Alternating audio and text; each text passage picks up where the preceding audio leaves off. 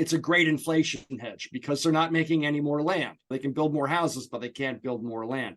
Precious metals are similar in that it's really hard to get gold out of the ground. It's a limited supply in a growing pie of people to accumulate it, right? So it's a dirty business. It takes a lot to get gold out of the ground. This is Dana Samuelson with the American Gold Exchange. You're listening to the Average Joe Finances Podcast with Mike Cavagioni.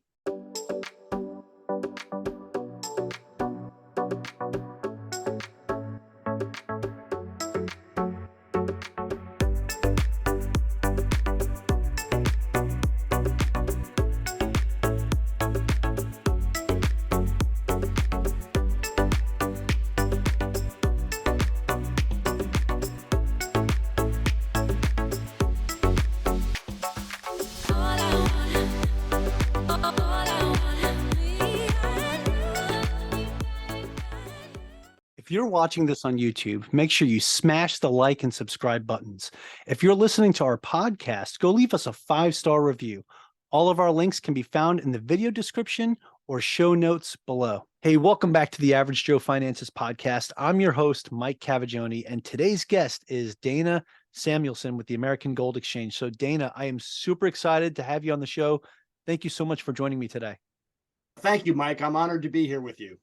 Absolutely. Hey, I want to kick this off the same way I start every podcast episode, and that is by learning more about you and who you are, what you do. This will help me out, and it'll help my audience out to learn a little bit more about who Dana Samuelson is. Speaking of, who is Dana Samuelson? Please share your story. Thank you. So I guess the easiest way to sum it up is I got out of college in 1980 with a German degree, and I was completely unhireable because of high interest rates, high inflation. I couldn't get a job anywhere, much like most graduates who got out of college in 2008, 2009, 2010, when the economy was in the tank because of the great financial crisis. I ended up getting a job working in a vault in a precious metals company that my brother worked for because I could be trusted to handle the merchandise. So I literally started in the precious metals industry. If it were a restaurant, it would have been the kitchen sink. And I got my lucky break 2 years later when I got a job offer from Jim Blanchard, who was the man who was most personally responsible for the private legalization of gold ownership in the United States in 1974. When we went off the gold to dollar peg in 1971, Jim understood that the dollar would lose purchasing power. So he started the grassroots movement to get private ownership of gold re-legalized. It was illegal to own gold in the United States from 1933 to 1974. Jim was successful. And then people said, where do we buy this now that we can buy it? He said, I'll sell it to you. And by 1980, he had the largest mail order coin company in the business. So I spent 10 years with Jim in the 80s and early 90s, and I became his senior trader. I spent 50 million or more of his money with the industry. And some of my peers now we've all risen to heights in the industry that we never fathomed we might have been able to do back in the day. But this is all I've done for 43 years in my professional career. I'm pretty good at it, but I've painted myself into a golden corner. Don't ask me to do much else. That's a good pun right there. Painted into a golden corner. I like that. But that's exactly it. So I'm married. I've got 2 kids. I'm an older man, and I've got a 5-year-old daughter and a 10-year-old son. There you go. That's who I am. Yeah. They'll keep you young, though. So you got that going for you. Oh, they do. They do. That's great. It's so much fun. Yeah. That's awesome. Yeah. I have 2 kids, 13 and 11, and they are awesome. But man, those teenage years, whew, let me tell you. Yeah, I'm not looking forward to it. And you're in the thick of it. Good luck with that. Yeah, thank you. Thank you. I'm working through it, though. Okay, so that's awesome. Now, I've had people come on the podcast before and talk about precious metals. And one of the things that I like about it is just how much you can use it to hedge against inflation. But you also talk about it from a different aspect, which I think is going to be great for my listeners, because a lot of the folks that listen to this podcast invest in real estate, right? We talked a little bit off camera about this. So I'm really excited about your version of why owning precious metals is important if you're a real estate investor. So if we could just dive in a little bit deeper into that, if you could share that with me, Dana, that'd be great. Yeah, absolutely. We're in an inflationary environment, which we haven't been in since the 70s. A significant one. A significant one, right? A real one. Now, when when inflation's 2% or less, like it's been for most of the 20 teens, you don't really feel it. But what the cycle we're going through now, everybody's feeling it. So what's that really mean? The dollar continues to lose purchasing power. It's not that gold is going up so much in price. It's that the dollars that we buy gold with or other things is just losing more and more value. So I think real estate's one of the best inflation hedges you can have, because it goes up with real estate. You've all seen your property values going up and your rents go up, right? It's a great inflation hedge because they're not making any more land. They can build more houses, but they can't build more land. Precious metals are similar in that it's really hard to get gold out of the ground. It's a limited supply in a growing pie of people to accumulate it, right? So it's a dirty business. It takes a lot to get gold out of the ground. What gold really has that almost no other asset class has, real estate included, is no counterparty risk. You don't have to depend upon an ounce of gold to do anything but be an ounce of gold. And it's universally recognized. It's true, portable, transferable wealth. That's really what gold is. And silver too, although silver takes up a lot more room for the same amount of value. And what gold is an excellent hedge against is inflation. If you look at gold over the last 20, 23 years, it's averaged about 7 or 8% gains annually, average now, on an annual basis in almost every currency around the world. Now, it's lumpy because it could go up 10, 15% one year and drop 5 or 10% the next. But if you track our debt, our governmental debt, the gold price has actually tracked the debt higher on a very consistent basis over the last 20, 25 years. And I think the fundamental point about the debt is this. From 1795 to 1995, 200 years, the US accumulated $5 trillion in debt. And in the last 28 years, we've multiplied that more than sixfold to over 30 trillion. Our debt has exploded. And this is why the gold price has gone up in dollars, because it's tracking the debt. It's holding its purchasing power where the dollar is not. And what gold and silver really allow you to do better than almost anything, Bitcoin can do this too, is to get your money out of the banking system and into something that has no counterparty risk and out of the dollar. It's a way for you to get some of your hard-earned wealth out of the dollar, which is going to continue to lose purchasing power. Now, cryptocurrencies have been volatile. They're settling down now after a big run higher and back down. It's hard to get gold over borders, which is what Bitcoin and cryptocurrencies are really best at, moving money internationally. But gold is one of the best store of values you can have, and it's liquid. Real estate's a great investment, but it's not necessarily liquid. Gold is liquid anywhere you want to sell it. So if you have some of your savings in precious metals, you have something that'll hold up better against inflation than almost any other currency. And it's immediately liquid if you need to raise cash. Yeah, no, I love that, Dana, because, and even the fact that you compared it to cryptocurrency as well, right? With Bitcoin, and how it's the whole point of any of these alternative currencies, right? Such as precious metals or a cryptocurrency, is, like you said, pulling that dollar out and pretty much removing it from the cycle, right, of inflation. Because now this stuff that you're buying, as the value of the dollar goes down, it's not, like you said earlier, it's not necessarily that the value of gold or silver goes up.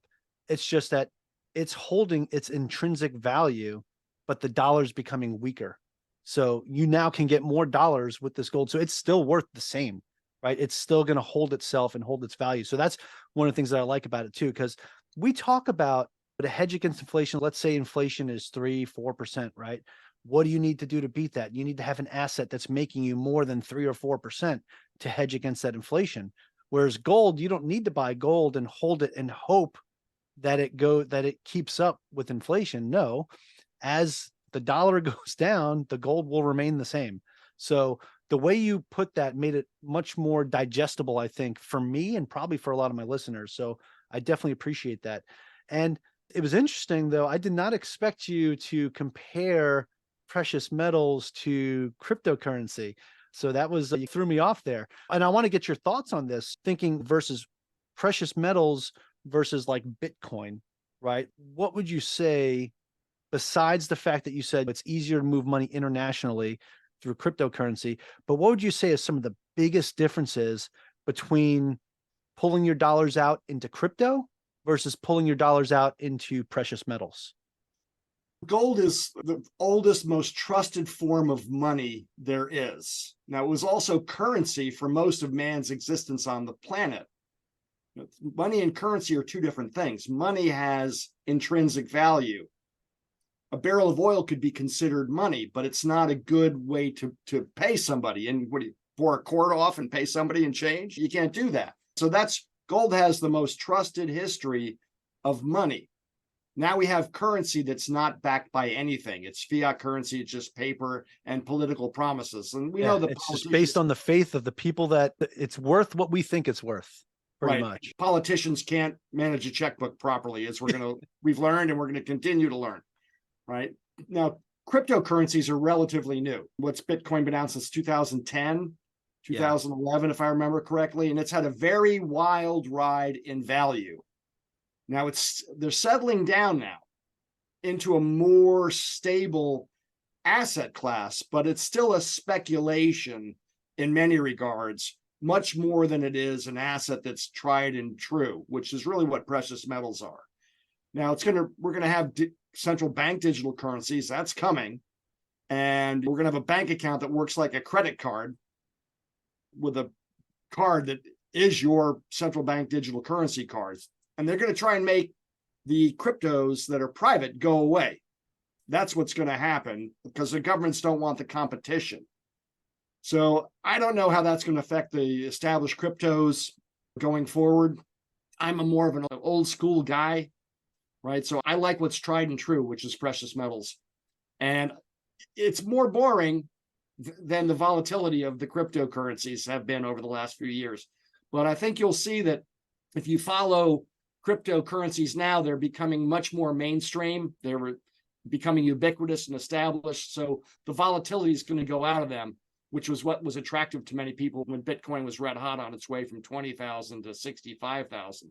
Now, if you had it from 65 back down to 17, you wouldn't have liked it so much. Gold's been much more stable over that same period of time, and it's had some solid gains too.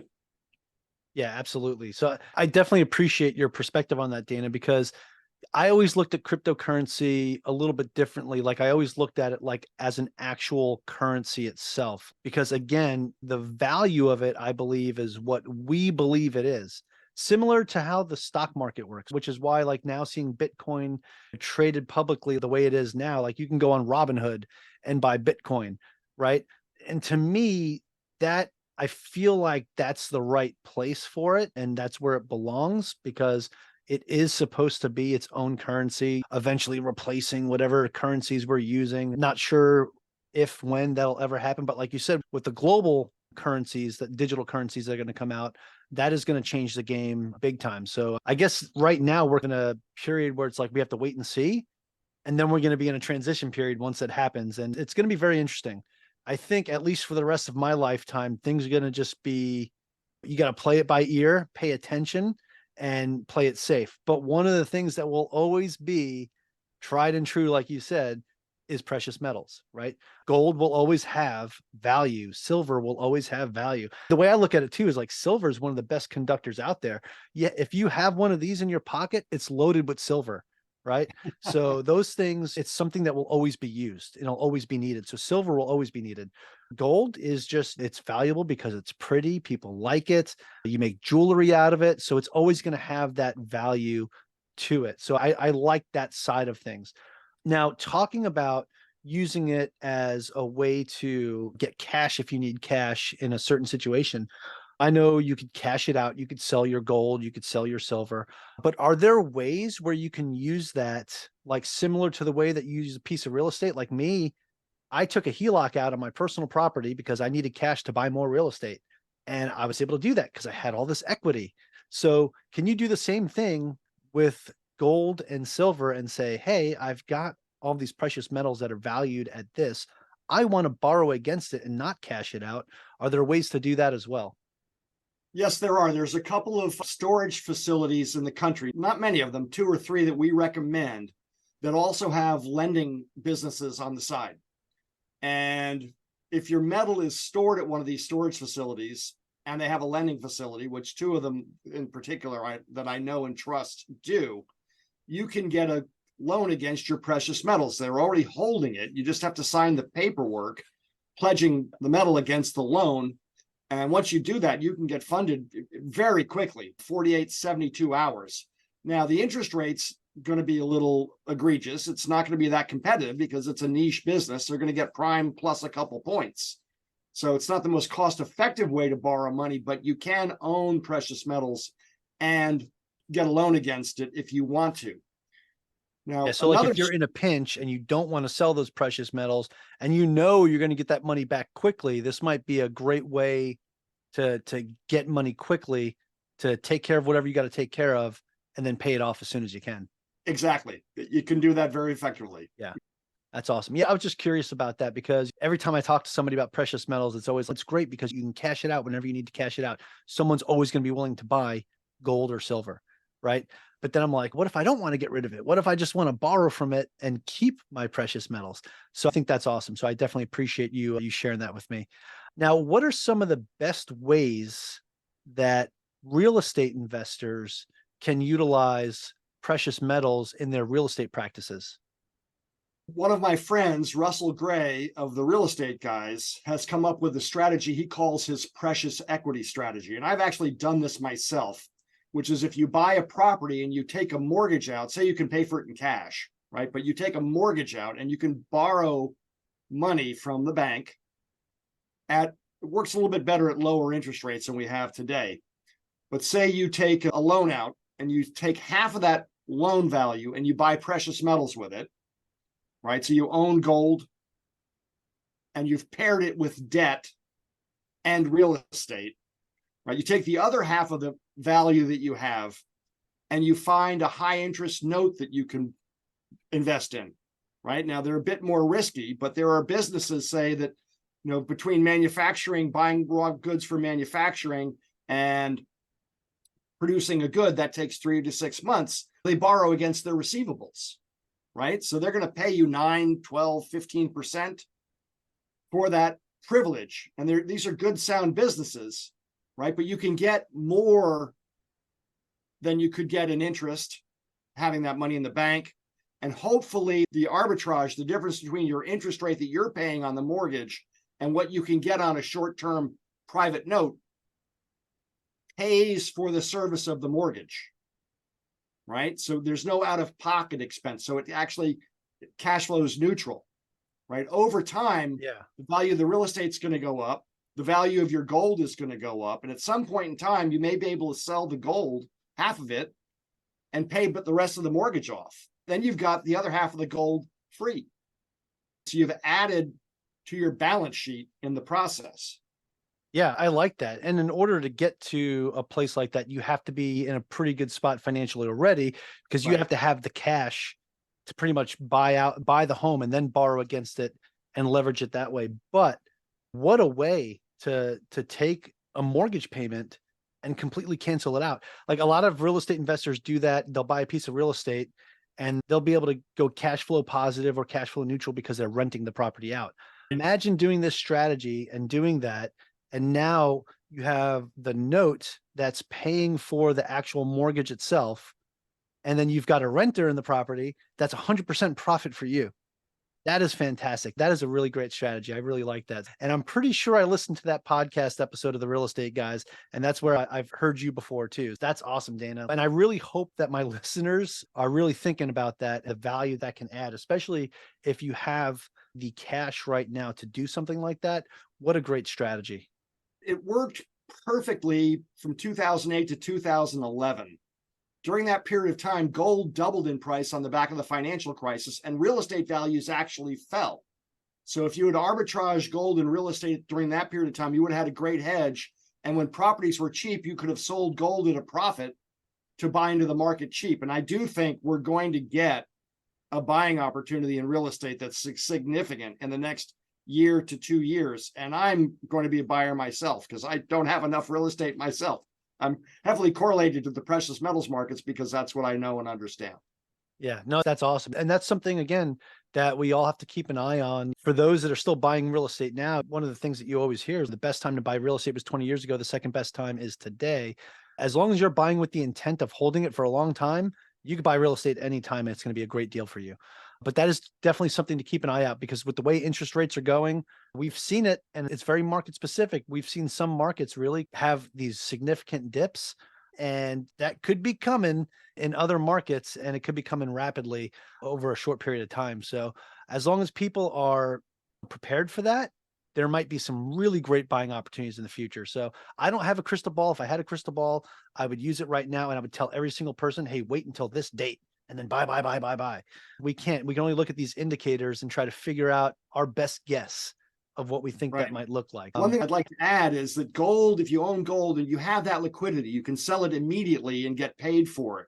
And what's happened with bank lending standards over the last few months as we've gone through these bank failures with SVB Bank, lending standards have tightened up, right? So not only are bankers becoming more selective of who they loan to, the points are up.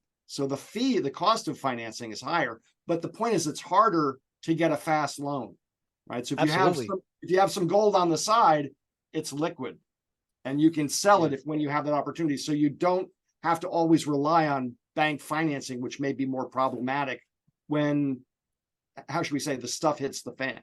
Yeah. No, Dana, that's a great point. And it brings me back to when I took out my HELOC, right, to buy more real estate.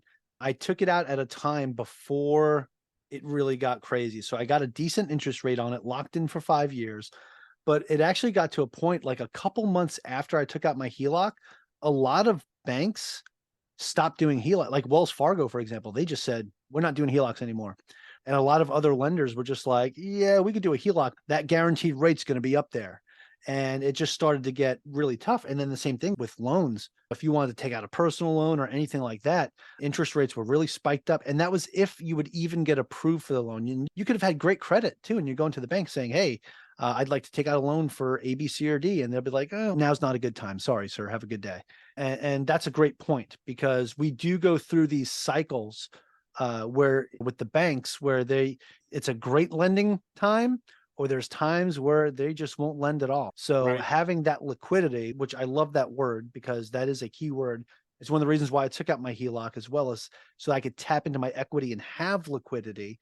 I think that is so important, because if you don't have any liquidity at all, and like you said, and that stuff hits the fan, it's going to spray everywhere and you're not going to have anything to shield yourself with, and you're going to be covered in that stuff.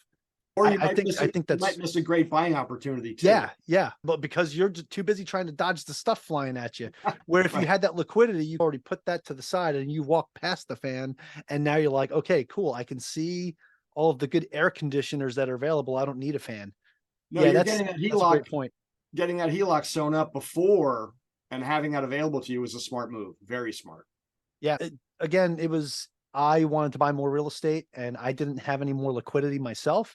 And I said, I bought this home in Hawaii and the appreciation shot up over the pandemic. Like, it was insane. I said, I've got all of this equity. I want to tap into that and use that to buy more real estate. And that's what I did. It helped me scale a little bit quicker than I would have if I didn't take out the HELOC, or if I had to go borrow money from someone else. I was still able to do things in-house. And I like that. I was able to turn my personal property into an asset because I was able to buy cash flowing assets with the equity of my home.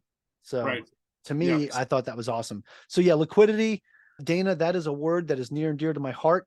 So you had me at liquidity when you talk about how precious metals are liquid and that you can sell them at any time. People will always be willing to buy gold and silver.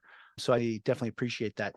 Now, talking about that, back in 1974, when Jim Blanchard, when he was doing what he did to build up the largest precious metals business and having all of this gold, like, he was the guy to go to. And then you had the opportunity to work for him and see all of that stuff from the inside and build up to what you have now today with the American Gold Exchange.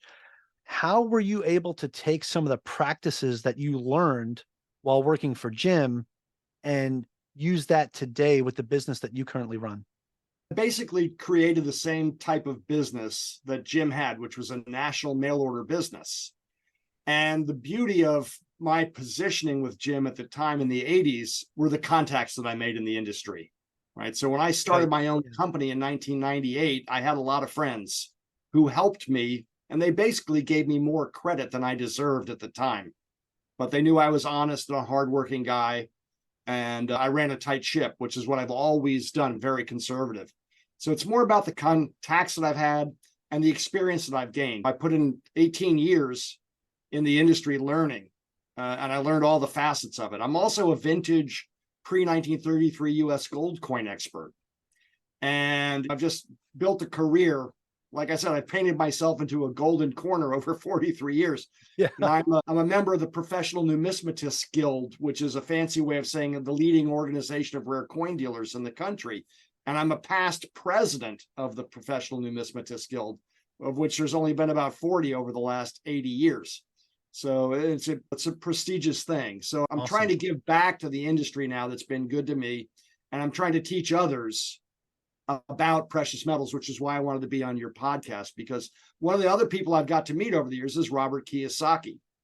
And Robert is a great guy, and his whole life is about getting people out of Wall Street and into Main Street and getting them to have their own financial freedom, own financial empowerment, which is what you're trying to do. Yeah, absolutely. You know, and that's why I appreciate having you on, because being able to talk about different asset classes besides just real estate and the typical standard, what you see every average Joe and Jane getting into, right? The American dream of having that high paying W-2 job where they have a 401k and their employer matches it and they think, oh, I'm good, I could retire at 65. And then they get to 65 and they realize they don't have that much money, right? They realize that I might have to work a little bit longer. This American dream isn't the dream that everybody thought it was. It's slightly a nightmare, right? So what I really want to do is get you away from that nightmare so you can have sweet dreams at night, right? So that's one of the things I love about doing this podcast, and then having, you know, expert guests like you come on and share what you do is just absolutely amazing. Now, I do want to touch on one more thing that I was checking out in your background when it comes to, because some people get skeptical with gold and silver because there's a lot of counterfeits out there. So I know you were part of something that, you know, a counterfeiting task force, anti-counterfeiting task force that you worked with the Secret Service and Homeland Security to help seize some of these. So what was that like? How did you get involved in that? And what are some things you've learned from being part of that task force? As president of the Professional Numismatists Guild in 2015 to 2017, it came to our attention that there was a modest but growing problem of spurious merchandise coming into the country through online auction platforms and private sale groups, like online. I don't want to name them, you know what they are. And the counterfeits were relatively crude. They wouldn't fool a professional like me that sees the metal all the time, but they were good enough to fool people on the street. And the pricing was such that you thought you were getting a deal, or someone misrepresented themselves as a government employee selling this stuff. So we had to do something, and it was a problem that was bigger than just the coin dealers alone. And in my capacity as P&G president, I conceived of and helped to establish the Industry Anti-Counterfeiting Task Force, which works with Homeland Security to interdict shipments as it comes into the country, and with Secret Service, whose responsibility is to protect the integrity of what the U.S. Mint makes. And what the U.S. Mint makes are gold and silver eagles, right? Precious metals coins. And we were successful in getting this done. It's one of my greatest accomplishments in the industry in a way to give back. The U.S. Mint changed the design for the first time on their gold and silver eagles in 2021 to update the picture on the coin to make it harder for the Chinese to replicate. Other mints around the world have been doing it for a couple of years before that. The biggest thing is, if you're doing business in physical precious metals, do business with a longtime dealer of the community, preferably a member who's a business that's a P&G member like myself, and who has a good chain of custody on their product, right? So there are mint distributors. I buy from a mint distributor and go direct to the public. But It's not a big problem, but if you go to a pawn shop, they don't know what they're doing in there. They buy stuff and they could get bad merchandise and they don't know it. And there are sellers that try to resell to the public who can buy out of China themselves. So you just have to be careful. So there are anti-counterfeiting devices that have been added to the designs of the Canadian maple leafs, which are another big product. Gold and silver maple leafs minted out of Canada since 1979. Austrian gold and silver Philharmonics, British Britannias, all these mints have added anti-counterfeiting design elements to their coins. They're hard to see. If you don't know where to look, you may miss them, but they make it really hard for the Chinese to replicate. And we even had Gucci, the handbag company, came to us and said, how did you get the Secret Service to help you? We've been trying to get them to do it forever. They're counterfeiting US Mint product. That was a little easier for us. But the reason I was able to think of this so easily was I was in the room when Jim Blanchard came up with the industry lobbying organization that we've worked with to help get sales tax issues and other regulatory stuff as an industry. So I was in the room in 1982 when Jim thought up that organization. So when the problem was presented to me as P&G president in 2016, it was a no-brainer. This is what we have to do. Yeah, you were able to go back to that, and you already had this in your mind that this is the way to go. That's awesome. Okay, yeah, Dana. So I definitely appreciate you sharing that with me. As I was looking through your background, I was like, well, I want to ask about this. I was like, working with the Secret Service and Homeland Security to like battle like counterfeits. That's awesome. Because like I said, I've seen a lot of that stuff in the past, stuff for sale. It's at a much cheaper price than what the going rate for gold is. And you're like, why? Why are you selling gold at a much cheaper price? Is it real? That's the thing. You got to start asking those questions. No, I appreciate that because a lot of people will get a little hung up on that. Same thing with money, right? With the counterfeit currencies that all the time, you might not know that the person paid you with a counterfeit $100 bill. But if you take it to a store and they swipe that little marker on it and they can tell right away, sometimes they get good. They get really good at making it look legit. So to the naked eye, you might think you're good to go, but it's very important that you know that you've worked with somebody that's trained and they're giving you a good product. That's why the American Gold Exchange is probably a really good place to buy your gold. Well, it was incumbent upon us to help protect the integrity of the product, or else we Absolutely. don't have business anymore. Without that, what do we have? We don't have anything. Yeah, no, I love that. I love that. Dana, I want to go ahead and transition this into something that I call the final round. It's where I'm going to ask you the same 4 questions I ask everybody that comes on the show, and it helps us dig a little bit deeper into your character when you're put under a slight little bit of pressure. So if you're ready to go, we'll get that party started. I'm ready. All right, let's do this. So Dana, the first question of the final round is, what's the biggest mistake you've ever made when it comes to your finances, investing, real estate, or just business in general? I didn't pay enough attention to my own investments in stocks and bonds when I first had the wherewithal to do so. I was a passive investor, more of a buy and hold investor, because I was busy running a business and I didn't pay enough attention to them. So I underperformed dramatically at times. And it's just something that you have to just be continually monitoring, and you have to continually educate yourself on what's happening. So I spend a lot of time looking at the markets right now, macro events, to understand what's coming so I can be nimble and be more effective in managing my own money. So you just can't do it the way it used to be. Buy a mutual fund and just let it go. That stuff doesn't work anymore. Yeah, no, I love that. Now, I do buy mutual funds a little bit myself, but it's very little. I like to diversify. I love real estate, and I buy real estate in different markets because just like everything else, even my real estate, I want to diversify that as well because markets can be very specific. Definitely appreciate that answer. So the next question I have ties into the last one, and that is, what is something that you've learned that you wish you knew when you first got started? How to build real wealth over time. I was so busy building my career with Blanchard & Company, then establishing my company, that it wasn't until the last 10 years or so that I've really learned the most effective ways to build wealth. And if I learned these things early on, I would have a bigger pile of wealth today, right? But that doesn't mean it's too late. And tax advantages, how to use the tax code to your advantage, is a wonderful strategy to help compound your wealth over time. I didn't learn these things until I got to be friends with Robert Kiyosaki and part of his team. And real estate has some of the best tax advantages you're going to find anywhere. And that's why I love it too. No, I love that. I love that. Thank you so much, Dana. Okay, so the next question, again, ties into the last one, but do you have any tips or tricks that you would recommend to someone that is just getting started out today? Let's say the average Joe that's working their W-2 and they just paid off their consumer debt and they're like, I want to put my money somewhere, or what should I do?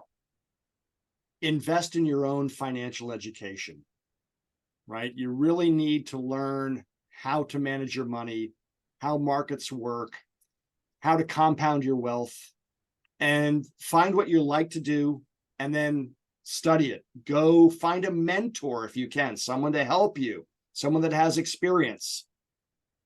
I had a mentor in my career, which was Jim Blanchard. I wouldn't have the career that I have today if it wasn't for Jim. But that wasn't about financial investing.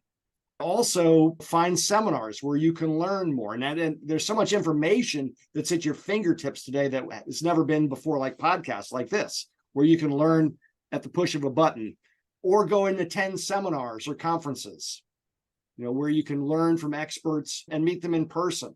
So just invest in your own financial future. That's one of the things that Robert Kiyosaki is so upset about, is our educational system doesn't teach us how to manage money properly. Yeah, no, I love that answer. It's actually almost the same exact way I would answer that question as well, because it is very important to invest in yourself and invest in your financial education. Go buy the book that's going to help you. Go pay for the conference or the seminar that you're going to learn something at. Whatever it is that you're interested in, put your time, money, and effort into that, and it's going to pay off in dividends. Whatever you put into it, you will get back 10x. Yeah, I absolutely love that. And speaking of Robert Kiyosaki and just the financial education and financial literacy of the education system today, I got to say, I've got the cash flow game for kids, and my kids love it. They want to play it all the time, and they kick my butt. They go in there and they get all the good real estate, and I'm stuck here with some stocks and bonds, and I'm like, you guys are kicking my butt. Oh, look, I'm financially free. Where are you at, Dad? I'm like, I'm still like $2,000 off, and I'm in debt. Good for you, leave me alone, because you're investing in their financial future. Oh, right? absolutely. And they're young. Absolutely. They're 13 and 11 and 13. Yep. That's fantastic. Yeah. That's fantastic. Thank you. Okay. So Dana, final question of the final round. And that is, do you have a favorite business, investing, or real estate related book or podcast, or both? I do Rich Dad, Poor Dad, because it's so basic and everybody can grab a hold of it. I'm sure you've talked about it before. From my personal, there you go. From my personal perspective, this is a great book for people to learn about the financial system, how it was and how it's transformed. It's called 3 Days at Camp David by Jeffrey Garten. And it's written in a layman's terms, but Jeffrey Garten's also an economic expert. This explains how the monetary system worked up until the 1970s, when we went off the gold standard. This is about going off of the gold standard in 1971. That's when Nixon shocked the world and did that. But up to that point in time, currencies didn't float against each other like they do today. They were pegged against the dollar, which was pegged against gold. Markets don't have the volatility that they had. So this is a great historical reference to how markets used to work and how they evolved into the markets that we have today. So I like it from a book standpoint. As an educational tool, the first 30, 40 pages sum up most of what I've just said in really good detail. Then you go to the details of what, how they did what they did to get us off the standard, and how the dollar came to float freely in the world, which it didn't used to do before. For podcast, there's a podcast that I really love. It's called Macro Voices. And it comes out every week.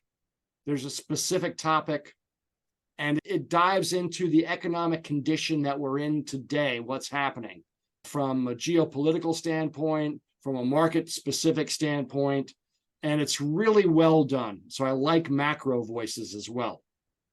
Yeah, awesome. Thank you so much. Those are two great recommendations. As a matter of fact, that is the first time I got the recommendation for 3 days in Camp David. So I'm going to add that to my list and check that out. That sounds great. And then Macro Voices, I'm probably going to subscribe to that podcast as well, because that sounds like it's right up my alley. Definitely appreciate those recommendations. Dana, that is it for the final round. However, I do have another question I want to ask you, because there are people that are listening to this podcast or watching this on YouTube, and they're saying, I feel a lot more comfortable about maybe getting into precious metals now. And they want to learn more about you. They want to learn more about the American Gold Exchange. So where can people find additional information on you or the American Gold Exchange? Do you have a website you could share with us, or any social media profiles, anything like that, where people could check you out? Yes. So our company is the American Gold Exchange. We're a national mail order precious metals business out of Austin, Texas. Our website is www.amergold.com. Our email address is info@amergold.com. My email address is Dana, D-A-N-A, at amergold.com. We have a pretty simple website. It's completely transparent with live pricing. We only focus in the mainstream, popular, competitively priced, widely traded items. We could have 2,500 items on our website. We have about 200, because why do you want a silver skull made from some Caribbean country? If you want to have a novelty item, go find somebody else. That's not us. But we stick with the mainstream products. Why? Because you have sellability, liquidity, easily. And we're very competitively priced, as people will find if they do a little shopping around. We're also consultative in nature. If people have questions, I have 4 hand-trained account managers that will help walk you through whatever your questions might be. What product, what price, what metal, all those things. And no pressure, no pressure. Our business is based on repeat business and referrals. And we do quite well with that, because we treat people like we would like to be treated. Yeah, definitely appreciate that, Dana. Even with you giving out your personal email address, you're brave. So definitely Okay. appreciate that. That's awesome. I'm going to make sure we have all of those links in the show notes to make it easier for our listeners to go ahead and check it out. You can copy and paste or click away. Just again, please don't do it while you're driving. So that is it, Dana. But I wanted to ask you if you had any final thoughts for our listeners. We're in a challenging environment, a more challenging environment than we've seen in a long time because of the higher interest rates. Inflation continues to drive the bus. I think inflation is going to be a little bit more sticky than most people realize for a period of time. And that's going to help the Fed hold rates up. They've said higher for longer, and they mean it. But there's going to be some great buying opportunities in real estate in particular in the next 6 months, a year, 18 months. But you've got to position yourself well and be ready. You don't want to be setting it up when it happens. You want to do your setup now. So start getting your ducks in a row, because I want to be a buyer for real estate then too. And I might use some gold. I'm going to continue just to stack, which I do, is add to my own personal position on a regular basis, which is the best way to cost average your portfolio in precious metals. But there's opportunity coming. Yeah, Be thank ready. you. Yeah, Dana, thank you so much for that. That's awesome. And the opportunity is coming, and we need to be ready. Being liquid is going to be the name of the game, people, for the future. Dana, I just want to thank you so much for taking the time out of your day to spend some time with me and chat about something that's so amazing. And I really feel like I learned a lot more just from this conversation with you about gold and precious metals than I previously have known. So again, thank you so much for dropping all the knowledge and the quote unquote golden nuggets from your golden corner. Definitely really appreciate it. So again, thank you so much. Thanks for having me, Mike. It's been a privilege. Appreciate it. Absolutely. And hey, I also want to thank all of my listeners and just thank you all so very much for joining me and our special guest, Dana Samuelson, on the Average Joe Finances podcast. If you liked this episode and you liked what Dana put out, please go leave us a 5-star review and tell us what you specifically liked about this episode. Aloha from Hawaii, and have a great rest of your day. Thank you for making it to the end of this episode. Greatly appreciate you being here with me today on the Average Joe Finances podcast. If you haven't done so yet, make this the episode that you go leave us a 5-star rating or subscribe to our YouTube channel. The Average Joe Finances podcast is for informational and entertainment purposes only. Have an outstanding day.